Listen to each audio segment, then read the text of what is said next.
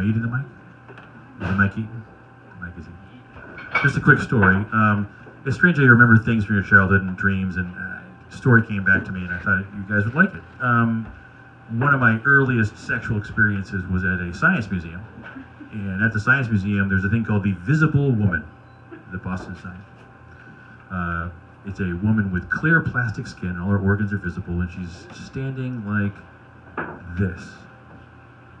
And arrayed in front of the visible woman are various buttons. And so you would press a button, and it would say, "This is my colon," and the colon would go.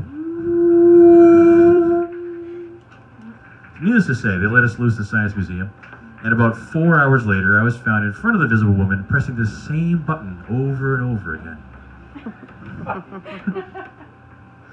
There was the visible woman. I was there entranced, pubescent awe.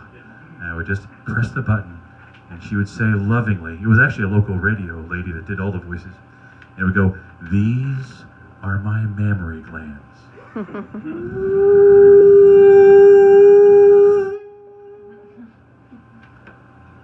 Decades later, I thought that all breasts would glow. I'd, get the bra off, and she'd go, "These," girl would go, "These are my mammary glands." Very disappointed that they don't actually glow. Not a lot of help, but a lot of stuff going on in the world today. Zogs is a refuge. It is a island of culture and solace and succor for those who seek, artistic pursuits. But it's in a very rough neighborhood. Every year around Christmas time, they have to do paternity tests to figure out who Father Christmas is. And that's how rough it is. The only time I ever saw a fight in boot camp is when a 6'3" African-American drill sergeant bumped his hat against the 5'4" African-American recruit and said, "You look confused, son. Is it Father's Day?"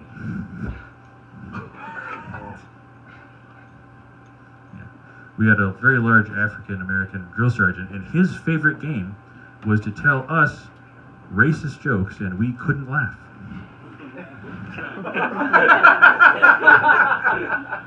That's a pretty good fucking game. Some people get really cool nicknames in the Army. Really cool nicknames, Butch and whatever, stuff like that. Ace and things. My nickname in the Army was Peaches. I had just broken up with a Filipino girlfriend. She was a great gal. She's a doctor now. And so I'm in chow line. And with my luck, there was a Filipino cook at the chow hall. And they made this dish called adobo, which is this bean and chicken thing. It's a very classic Filipino dish. And I'm in there, and I go, "Oh, look, Filipino food." And the nice Filipino cook lady goes, "You know adobo?" And I'm like, "Yeah, I know adobo. The girl I love used to make it for me." And I'm there having this horrible moment. She's piling the adobo on the rice. And we had just done PT and stuff like that, and I'm a very white guy. And, my cheeks were flushed. And so the cook said, "Don't be so sad." And she said, "I had a peaches and cream complexion." Now, as Kismet would have it, as she said peaches and cream complexion, I felt the brim of the drill sergeant's hat on the back of my head. And the immortal words came ringing out in a smooth baritone. "Move it along, Peaches." Now, you're supposed to keep your head down in the Army. You're supposed to not get nicknames. You're supposed to be on the down low and all that.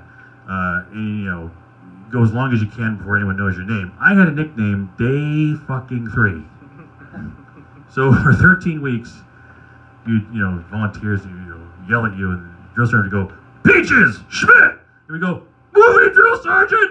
And people go, you see people mouthing the words going, "Peaches? Which one of them is Peaches?" Speaking of mouthing words, one last story, and I'm out of here. My brother, who's an asshole, called me up at 10 o'clock at night. It runs in the family. To pick him up at the airport in Boston. It's an hour and a half drive. You got to wait there. It's a late flight. So I get there. And if you've ever been to the air, there's these cars You know, people get driven by cars and you have all the taxi people, and they have signs, and they hold up the name of the person that they're picking up, right? So I thought that was cool.